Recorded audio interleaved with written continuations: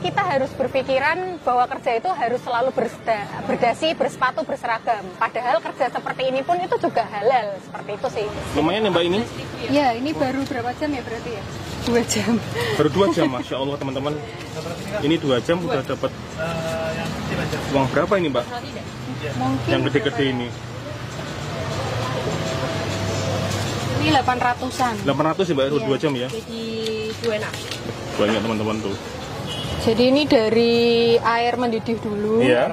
terus dipindah ke dandang, karena kalau di dandang langsung mendidihnya lama. Oh gitu. Jadi pasti kita buatnya air panasnya segini-segini. Sedikit demi sedikit dulu ya Kak? Iya, terus dimasukin aja coklatnya. Nah, ini udah racikan dari rumah ya Kak ya? Iya, ini udah porsi-porsian gitu Pak.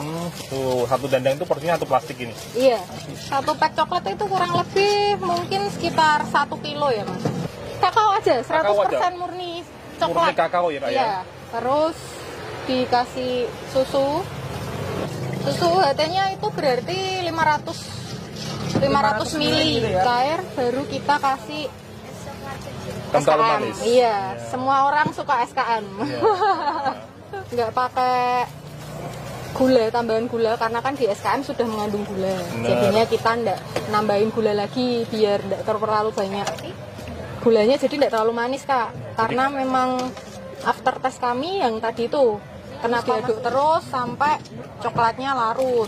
Nah kalau kayak gini kan masih ada yang gumpal-gumpal, nanti rasanya nggak terlalu enak. Simpel, cuma 3 bahan aja. Coklat, susu cair, sama SKM, udah itu tok. Sama air jangan lupa. 1 dandang ini tuh berarti 10 liter.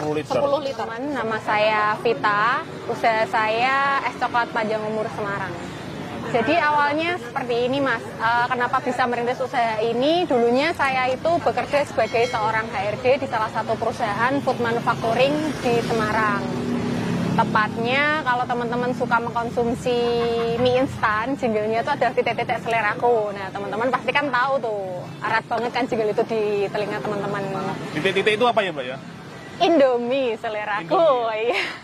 Berarti kalau boleh diperjelas dulu, kerja di Indomie di bagian apa nih Mbak? Saya dulu HRD 5 tahun di Indofood Food Ingredient Semarang. Lalu awal mulanya saya membuat usaha ini itu sebenarnya karena suami terdampak PHK di bulan Februari tahun ini. Lalu akhirnya mungkin karena tanggung jawab seorang suami sebagai kepala keluarga, sudah daftar ke sana sini untuk mencari perusahaan lagi. Tapi setelah melamar 6-7 perusahaan, Mas Leo cuma sampai tahap akhir, interview dengan general manager aja. Akhirnya yang lolos teman satunya lagi, rival satunya lagi, seperti itu. Akhirnya mungkin memutar otak untuk gimana caranya biar tetap bisa berpenghasilan untuk menghidupi keluarganya. Nah, akhirnya tercetuslah usaha es coklat ini. Ini bikinan varian apa nih Mbak? Kan kita coklat aja sih Mas. Oh coklat aja? Iya. Yang membedakan harganya apa nih Mbak? Buat yang besar sama yang kecilnya. Oh cuma yang big size sama small size itu. Kental ya Mbak ya? Iya, kita kental.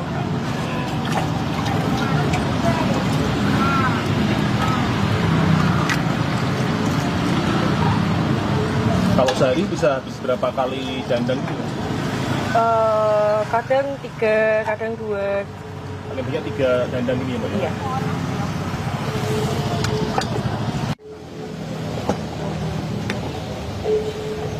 Untuk rotinya? Iya. Oh di ini ya, cocok sendiri gitu Iya, Mbak nanti ya? saya coklat sendiri. Cocok sendiri.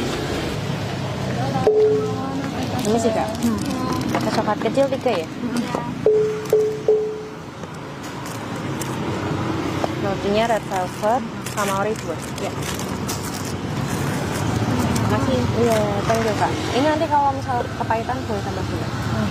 Silakan Kak. Tadi Kak, di saat saya sudah kerja sebagai seorang HRD di perusahaan terkemuka di Semarang, mungkin di Indonesia, kebetulan suami saya itu di PHK. Nah itu ego sebagai seorang istri itu kadang bermain di situ Kak.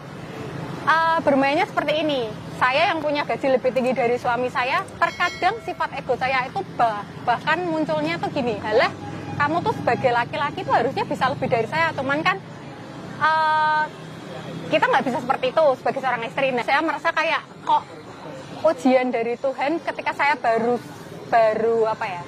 memulai suatu rumah tangga, baru setahun, kok ada aja, kok delalah mas di PHK, saya harus kerja sendiri, banting tulang sana sini, pergi berangkat kerja pagi, pulang malam, nanti malam di rumah itu juga masih harus melakukan pekerjaan rumah. Ya mungkin di situ sih lebih ke perang sama ego kita sebagai seorang perempuan sih Kak, kalau titik terendah saya. Kalau ini Kak, dulu mengawali ini modal berapa sih Kak? Bisa ceritakan? Kalau dulu awalnya ini itu sekitar ya 15-an ada Kak. 15 juta? Iya.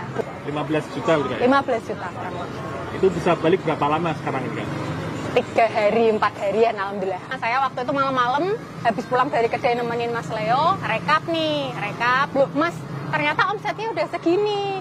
Terus itu saya ingat banget itu saya sampai nangis karena pertama kalinya punya usaha yang bertatap muka langsung sama orang. Mas Leo rela jual motornya. Jadi ini loh kok 3-4 hari udah balik modal. Alhamdulillah banget. Terus ini jalan 3 bulan. Jalan 3 bulan alhamdulillah saya udah punya 1 cabang resmi di Kudus.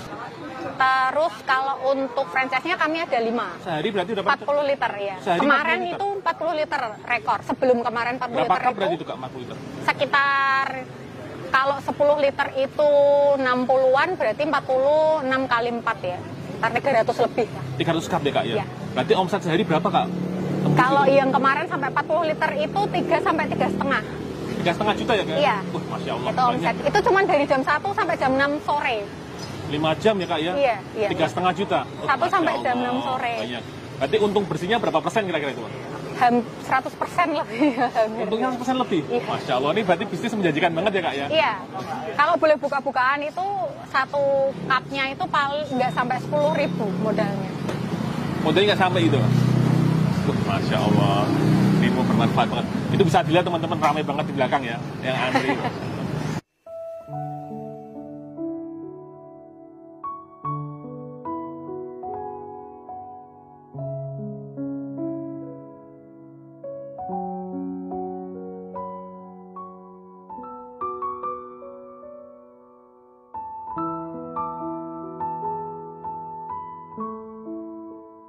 Saya pernah baca suatu kutipan bahwa ketika usahamu pengen lancar, usahamu pengen beda dari yang lain dan bisa bertahan lama, punyalah ciri khas.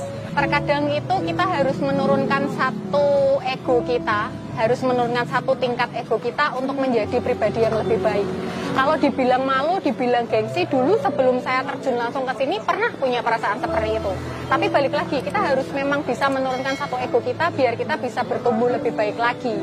Yang dimaksud di sini adalah kenapa kita harus berpikiran bahwa kerja itu harus selalu berdasi, bersepatu, berseragam. Padahal kerja seperti ini pun itu juga halal, seperti itu sih. Jadi selama itu halal, selama itu menghasilkan, kenapa tidak? Kalau saya sih prinsipnya seperti itu aja. Ada orang berapa yang meremehkan Kak? Lebih dari 10 ada Kak. Termasuk dari mertua, orang tua saya sendiri, mantan bos saya, rekan-rekan kerja juga ada. Mbak ya udah kerja di kantor aja enak, gaji bulanannya pasti tiap tanggal segini kamu dapat gajian. Kalau gini kan paling cuma sebentar usahamu, habis itu paling ambruk lah, istilah orang Jawa kan kayak gitu Kak. Banyak yang remehin kayak gitu, cuman di satu sisi selama saya tujuan buka usaha ini bisa bermanfaat buat orang lain, semoga Gusti Allah pun juga ngasih jalan. Kenapa saya pengen buka kedai kayak gini, kalau besok besar saya bisa membuka lapangan kerja untuk banyak orang sih Kak. Pengennya seperti itu. Malah mungkin jalannya Tuhan memang harus berwirausaha seperti ini. Akhirnya ya gak nyangka kalau bakal rame, bakal seviral ini, gak nyangka juga. Kalau prinsip saya pengen bermanfaat bagi banyak orang Mas. Saya itu punya cita-cita dari SMP. Saya tuh pengen punya panti Breda sendiri, tapi khusus untuk orang tua yang terlantar.